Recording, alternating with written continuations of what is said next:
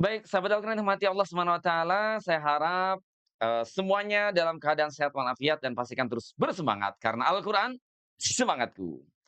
Baik, sesi malam hari ini rasanya saya akan membuka sesi tanya jawab terkait dengan tahsin dan juga tajwid ya. Jadi buat sahabat Al-Quran yang sudah bergabung silakan boleh type ya di kolom komen, silakan sampaikan pertanyaan. Insya Allah kalau saya boleh jawab, saya akan terus jawab. Kalau tidak mungkin menjadi PR atau mungkin juga nanti ada sahabat yang boleh membantu jawabannya di kolom komen ya. Baik, alhamdulillah sudah mulai ada pertanyaan ya dari siapa ini? Dari Mas Gans ya. Mas Gans, Assalamualaikum Ustaz. Waalaikumsalam warahmatullahi wabarakatuh. Kalau tanda bulat di Al-Quran itu gimana Ustaz? Menarik ya. Jadi teman-teman kalau di Al-Quran itu seringkali kita menemukan ada tanda bulat ya. Ada dua modelnya tanda bulat itu, tanda bulat sempurna dan juga tanda bulat lonjong ya. Baik. Tanda bulat sempurna dan juga tanda bulat lonjong ini umumnya kita akan banyak menjumpainya di mushaf Al-Qur'an, Madinah, ya. Kalau di Quran Indonesia ada juga, tetapi biasanya kita hanya menemukan tanda bulat yang lonjong, ya. Jadi kalau tanda bulat yang, sempurna, ya, istilahnya sifrun ya. Sifrun atau sifr itu artinya bulat, kalau yang lonjong itu dia mustatil, ya. Karena dia memanjang, lonjong gitu. Kalau yang sempurna itu biasanya disebut dengan sifrun mustadir, ya, sifrul mustadir. Apa beda keduanya? Oke, coba kita lihat sama-sama. Sahabat Mas Gans ya dan juga sahabat Al-Qur'an kita yang lain, ini terkait dengan, tanda bulat di dalam Al-Qur'an ya. Oke,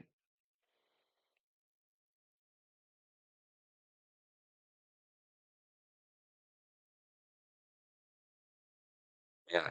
Kita bicara terkait dengan tanda bulat. Ya, ini pertanyaannya Mas Gans yang pertama ya. Tanda bulat dalam Al-Qur'an itu satu, ada bulat lonjong, ya. Yang kedua ada bulat sempurna.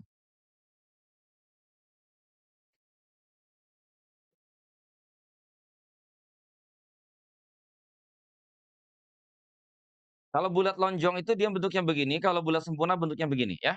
Oke, contohnya kalau bulat lonjong itu dia pada kata ana. Nah, di Quran Indonesia pun juga ada kalau bulat lonjong ya. Jadi, "Wala ana 'abidum ma 'abattum." Nah, itu yang paling mudah di surah Al-Kafirun ya. Baik.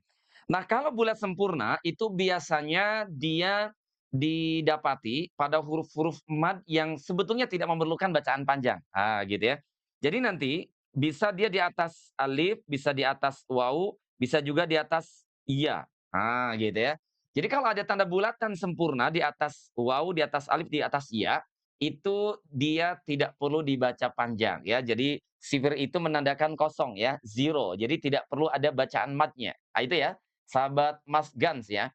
Baik. Jadi insya Allah sederhana saja. Kalau bulat sempurna itu menggambarkan bahwa tidak ada mad. Itu satu. Yang kedua, kalau buat lonjong, dia terkadang ada mad, tapi juga terkadang tidak ada mad. Ya, jadi biasanya di atas huruf alif. Contohnya pada kalimat wala ana. Kalau huruf mad itu ada tanda bulat lonjong di atasnya, ya, ya. Kalau ada huruf mad ada bulat lonjong di atasnya, biasanya menggambarkan dua keadaan. Kalau di wasol, maka dia dibaca pendek, meniadakan mad. Tapi jika di wakof, maka dia mengokohkan madnya. Jadi kalau di surat Al-Kafirun tuh ya, wala ana abidum ma abattum. Tapi begitu diwakaf pada kata ana, katakanlah wala ana, maka dia dibaca panjang 2 harokat. Ah, gitu ya. Jadi sekali lagi saya ulang, bulat lonjong itu kalau diwakaf dia panjang, kalau diwasal dia pendek. Tapi kalau bulat sempurna, baik diwasal maupun diwakaf sama-sama dia menghilangkan mad. Nah, itu simpelnya ya, Mas Gans ya. Baik. Berikutnya, sahabat kita Budi Setiawan. Assalamualaikum. Waalaikumsalam warahmatullahi wabarakatuh ya. Saya nggak bisa mengucapkan huruf za, sering ketukar sama huruf ja. Mohon penjelasannya ya. Baik. Huruf za dengan huruf ja, apa bedanya? Oke. Yang pertama, dari segi makhraj ya, sahabat budistiawan, dari segi makhraj itu jelas berbeda keduanya, antara huruf za dengan huruf ja. Oke. Kalau huruf za, makhrajnya dari mana? Nah, ini dia. Kalau huruf zai itu, nah ini huruf za ini, ya. Itu dia makhrajnya ada di ujung lidah kita, berada di belakang gigi seri bawah. Za, za, zi, zu. Za, zi, zu. Dia punya karakter ya, seperti as-sofir itu suara unggas. Dalam hal ini ya, huruf zai itu menyerupai suara lebah. Oke. Jadi lebah itu kan kalau kita lihat ya, dia mengepakkan sayap-sayapnya itu yang begitu banyak secara harmonis, serentak gitu kan ya. Itu dia melahirkan efek suara. Nah, efek suaranya tuh za, za. Awas jangan sampai bocor, tidak ada nafas yang keluar, tidak za, zi, zu. Kalau bocor itu mungkin ada sayap yang lepas ya, ada sayap yang patah. Ya, jadi huruf zai itu diucapkan dengan cara clean, bersih, tidak ada angin yang keluar, tetapi dari segi suara dia mengalir. Za, zana, zauna, zuna, zaina, zina, zazna, zuzan, zani, zazna, minal musni, mazizan, zaniza. زوزا زنززن من المسن مزيزا زنيزا. Nah, itu pengucapan huruf za. Berikutnya, bagaimana pengucapan huruf jim? Huruf jim, ja, itu diucapkan dari tengah lidah kita yang diangkat ke arah langit-langit. Nah, ini dia ya. Baik. Huruf jim itu sekali lagi keluarnya dari tengah lidah kita. Jadi kalau ini katakan lidah, ya. Nah, bagian tengahnya ini diangkat ke langit-langit. Nempel ya, diangkat ke atas ke arah langit-langit. Ja, ja, ji, ju. Nah, itu dia ya. Ja, ji, ju. Sama dengan huruf zai, huruf jim pun juga tidak ada nafas yang mengalir. Jadi tidak becek. Tidak ja, ji, ju. Jadi kalau ditanya, "Siapa namanya, Mas?" Jumari, bukan Jumari tapi Jumari. Oke, lahirnya bulan apa? Januari. Jangan bilang Januari, tapi Januari. Gitu ya. Itu di hari apa lahirnya? Jumat, jangan Jumat, gitu ya. Tapi Jumat. Lahirnya di mana? Lahirnya di Bajai. Lahirnya di Bajai. Bukan Bajai, tapi Bajai. Ja, ji, ju. Tengah lidah kita diangkat ke langit-langit ya. Ja, ji, ju. Oke. Jadi dari segi makhraj, keduanya jelas berbeda. Kalau zai itu ujung lidah dengan apa tadi? Ya, gusi gusi bawah. Yang dimaksud tentu saja adalah gusi gigi seri ya. Za, di bawah sini nih. Za, zi, zu. Gitu ya. Za, ini biar kelihatan aja ya. Za, zi, zu. Baz. Oke. Kalau saya tunjukkan dengan alat peraga boleh juga. Ya. Nah, ini alat peraganya saya tampilkan ya. Sahabat Al-Quran. Nah, ini dia. Ini dia alat peraganya ya. Jadi huruf zai itu ucapkan dari sini nih. Nih, dari belakang. Nih, ya. Jadi za, zi, zu. Jadi kalau giginya rapat begini, gitu ya. Maka dia keluarnya dari bawah sini nih. Za, zi, zu. Gitu kan. Za, zi, zu. Bukan di atas, ya. Atau bukan di tengah-tengah jadi za, tapi ke bawah. Za, zi, zu. Gitu. Kira-kira ya sahabat Al-Quran ya. Baik. Jadi huruf zai dari ujung lidah kita berada di belakang gigi seri bagian bawah. Sementara huruf jim itu dari tengah lidah yang diangkat ke langit-langit. Jana, jauna, juna, jaina, jina, jajna. Tuh, ya. Dia clean nih, kedua-dua huruf ini adalah jahar. Ya. Jadi dia tidak ada nafas yang mengalir nih, ya. Tidak ja, Jana, jauna, juna, tidak, tapi jana, jauna, juna, jaina, jina, jajna. Jangan lupa ada kol-kolahnya di situ. Tapi huruf zai tidak ada. Zana, zauna, zuna, zaina, zina, zazna. Kalau huruf zai dia mengalir tuh, rokhawah. Kalau huruf jim ya dia syiddah dan punya sifat kol-kolah. Perhatikan perbedaannya. Kalau huruf zai begini. Zana, zauna, zuna, zaina, zina, zazna. Kalau huruf jim, jana, jauna, juna, jaina, jina, jajna. Tuh. Jujan, jani, jajna, minal mujni, majijan, jani, jan. Jujan, jani, jajna, minal mujni, majijan, jani, ja. Ah, kan? Baik. Itu pertanyaan sahabat kita Budi Setiawan ya. Oke, ada juga Budi yang lain rupanya ya, Budi Raihan. Ya, ini sepertinya perkumpulan nasyid daripada Malaysia. Ada gitu yang namanya Budi. Oke, assalamualaikum. Waalaikumsalam warahmatullahi wabarakatuh. Dede, assalamualaikum Ustaz. Waalaikumsalam. Ya, baik. Berikutnya, oke. Jadi sahabat Al-Quran yang baru bergabung, sesi malam hari ini sengaja saya buka khusus untuk sesi tanya jawab. Ya.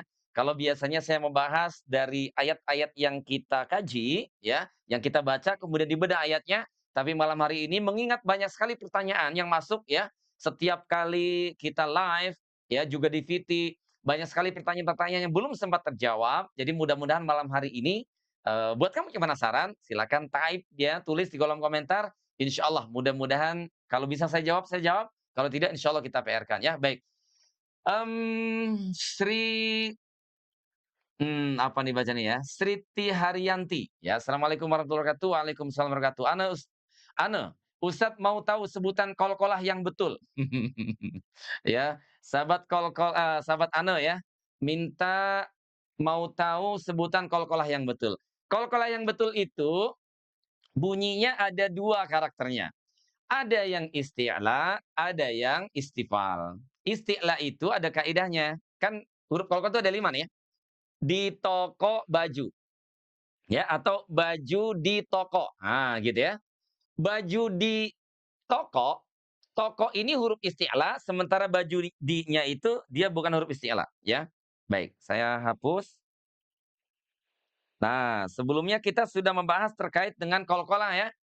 Kemarin kita membahas tentang qalqalah ya. Sekarang pertanyaannya bagaimana bunyi qalqalahnya? Nah gitu. Jadi qalqalah itu sahabat Al-Qur'an ada 2 bunyinya, ya. Ada hurufnya dulu, oke saya ulangi.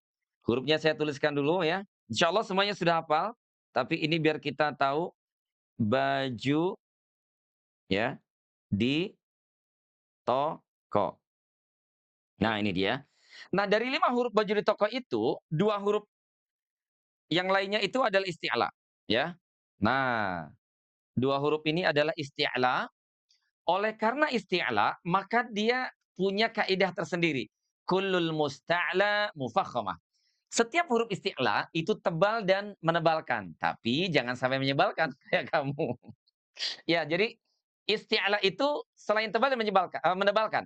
Maka ketika qalqalah juga dia bacanya tebal ya. Beda dengan baju di ini, ya, huruf ba, huruf jim, huruf dal, dia tidak. Coba ikuti saya. Abe, aje, ade.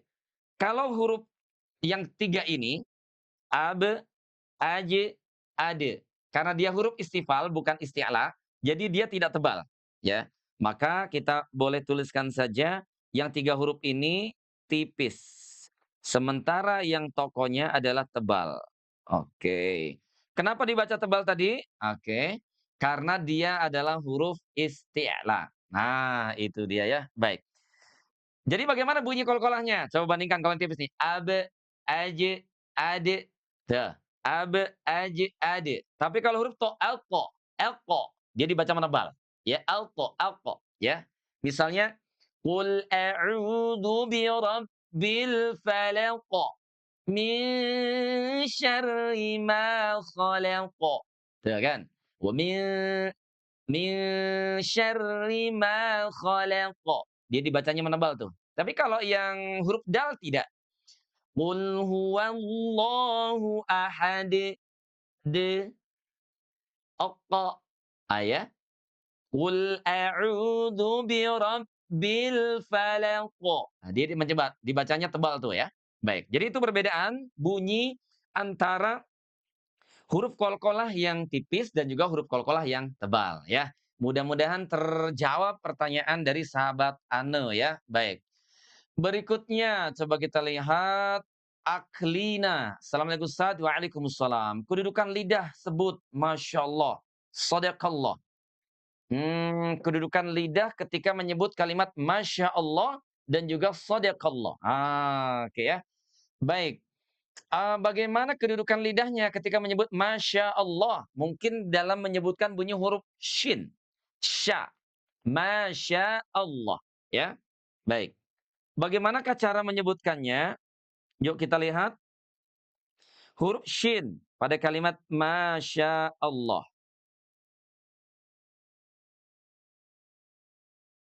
Is.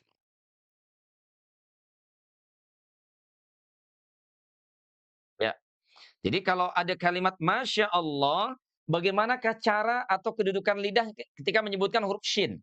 Ya, saya tidak akan membahas terkait dengan penulisannya ya. Kalau penulisannya itu ada SY ya, ada SY kalau dalam, translate maksud saya, huruf Latin atau huruf Rumi ya, ada yang SH. Ya. Ini tergantung kepada tradisi bahasa masing-masing ya. Kalau di Indonesia biasanya menggunakan SY. Tapi kalau di Malaysia, Singapura, Brunei, itu dia biasanya menggunakan SH, tidak ada masalah ya. Yang betul, ya kalau diperdebatkan mana yang betul, ya tentu saja yang pakai huruf shin ini. Oke ya. Jadi biar tidak menjadi perdebatan, maka tulislah sesuai dengan huruf aslinya, yaitu huruf Arab. Masya Allah. Ini kalau kita kaji berdasarkan ilmu tajwid, bagaimana cara mengucapkan Masya Allah, ya. Baik. Masya Allah. Ya. Oke, pertanyaannya di mana kedudukan lidahnya? Shin. Sya, shi, shu. Huruf shin itu, sahabat Al-Quran, keluarnya dari tengah lidah, satu makhraj, satu tempat dengan huruf jim. Pun satu tempat dengan huruf iya. Coba saja ucapkan. Iya, yi, yu. Sampai betul-betul dirasakan tengah lidahnya itu terangkat ke langit-langit. Iya, yi, yu. Yana yauna yuna yaina yina yaina yu yai yani yaina minal muini mayi yai yani ya. Tuh kan? Yu yai yani yaina minal muini mayi yai yani ya. Huruf sya satu tempat yang sama dengan huruf ya dan juga huruf ja. Sya. Jadi tengah lidahnya diangkat ke langit-langit tuh. Sya.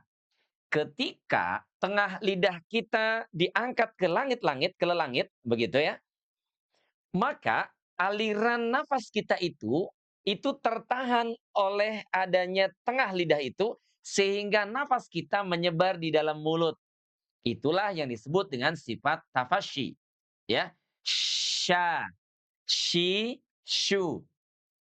Sya, shi, shu. Nah itu. Jadi di manakah kedudukan lidahnya? Di mana posisi lidahnya? Yaitu di tengah lidah kita yang diangkat ke langit-langit. Masya Allah. Gitu ya. Masya Allah. Ya. Bagaimana kalau kalimat sadaqallahul azim? Maka dia menggunakan huruf sad. Ya. Kalau sadaqallahul azim, maka dia menggunakan huruf huruf sad.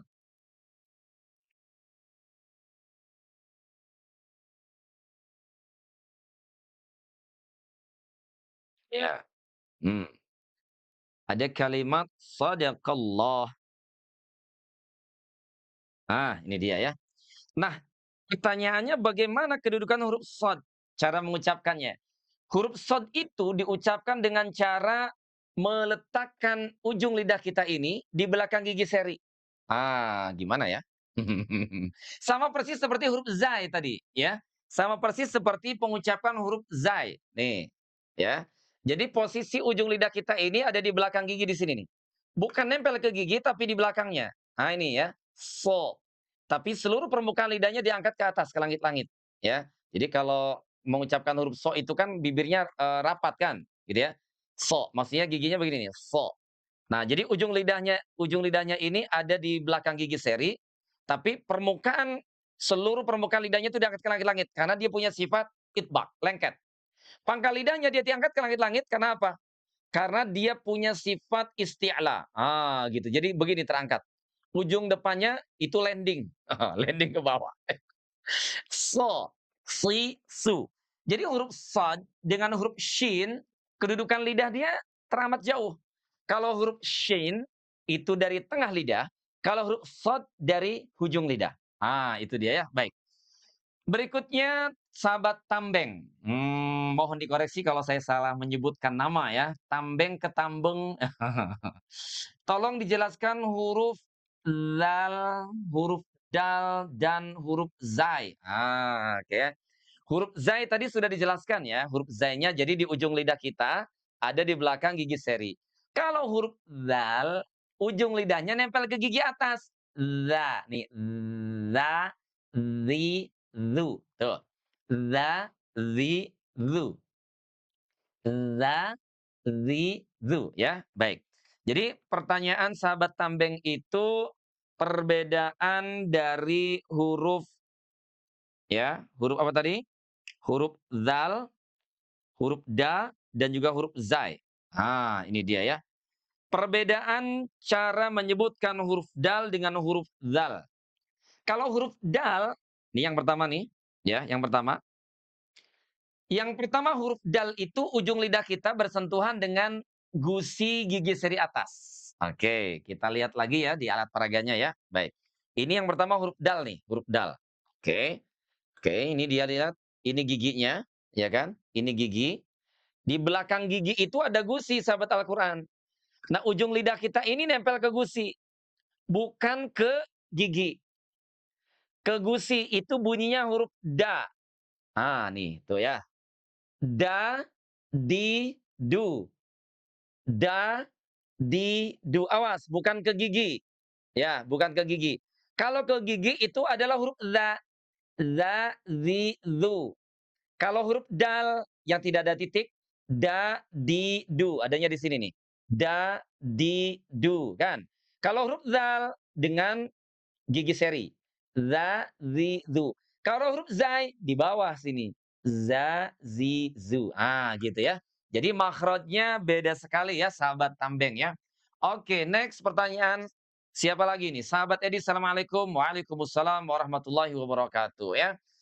Baik, berikutnya sahabat Wulan, Assalamualaikum Ustaz, ikut gabung. Ya, silakan. Sahabat Wulan boleh kalau mau ada pertanyaan, boleh silakan di-type, ditulis di kolom komentar ya.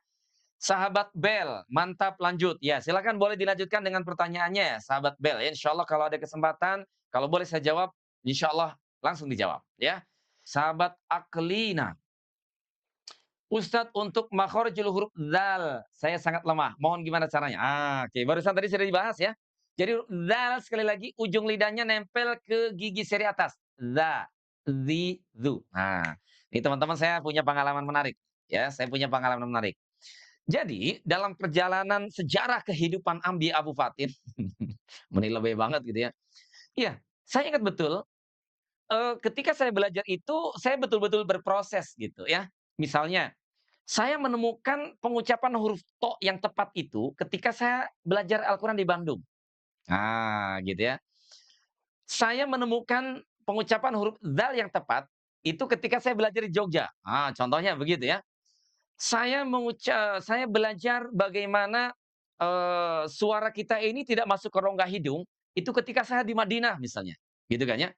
Nah, jadi beda-beda. Nah, teman-teman juga bisa berproses begitu ya.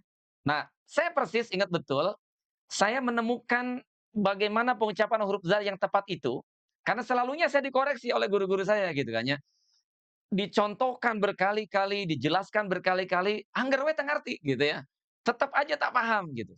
Begitu saya ikut kelas di Jogja, ya di AMM Yogyakarta waktu itu di, tempatnya Kiai Haji Asad Humam ya, almarhum, ya penyusun buku Iqra.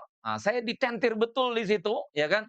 Oh, pengucapan huruf dzal itu ternyata sederhana sekali, cukup menempelkan ujung lidah kita dengan gigi seri atas. Dza. zi, zu. Gitu ya sahabat taklina ya. Za, zi, zu. Ingat selain makhraj ya, selain makhrijul huruf, selain makhrajnya, tempat keluarnya itu ada di ujung lidah dengan gigi seri, za, zi, zu. Dia juga punya sifat yang harus dijaga.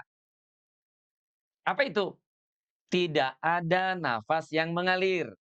Tidak za, zi, zu gitu tidak, ya. Tapi dia clean. Kenapa? Karena huruf zal punya sifat jahr. Kebalikan daripada hamas. Kalau hamas mengalir nafas, kalau jahr dia tidak ada nafas, ya. Jadi dia za, allazi, siratal ladzina, tidak zina, tapi zina. Baik. Saya boleh cek respon dulu, cek respon, cek respon. Oke. Ini kira-kira teman-teman, kalau saya sebut huruf dzal yang akan saya contohkan ini, mana yang clean, mana yang tidak ada nafas yang keluar? Oke. Yang jahar gitu, yang clean, yang tidak ada nafasnya. Oke. Satu, za, za, satu. Kedua, za, za, za. Oke. Pilih yang clean, yang jahar, yang mana? Silakan boleh tulis di kolom komentar ya. Oke, kita coba cek respon ya. Cek respon dulu sebelum saya melanjutkan pertanyaan sahabat Al-Quran kita. Ulangi, pilih mana bunyi yang tidak ada anginnya. Satu, za, zi, zu. Dua, za, zi, zu. Oke, jadi teman-teman, artinya dari segi sebutan saja kita bisa membedakan kan ya? Mana yang mendesis dengan mana yang tidak. Za. Jadi tidak siratal ladzina an'amta 'alaihim. Tuh, tapi siratal ladzina an'amta 'alaihim. Nah, itu dia ya. Baik. Jadi pengucapan huruf dzal selain makhrajnya di ujung lidah dengan gigi seri atas, juga sifat hurufnya harus dijaga. Tidak ada angin yang keluar karena dia punya sifat jar, clean, bersih. Enggak becek. Gitu ya. Angin aja nggak boleh keluar, apalagi yang basah-basah itu jangan sampai keluar. Subhanallah ya. Ada yang kalau baca Quran tuh Qurannya basah semua gitu ya, karena semua effort-nya tuh dikeluarkan gitu. Ada nggak yang punya pengalaman kayak gitu tuh? Subhanallah ya. Begitulah ya kita belajar memang unik sekali ya. Baik.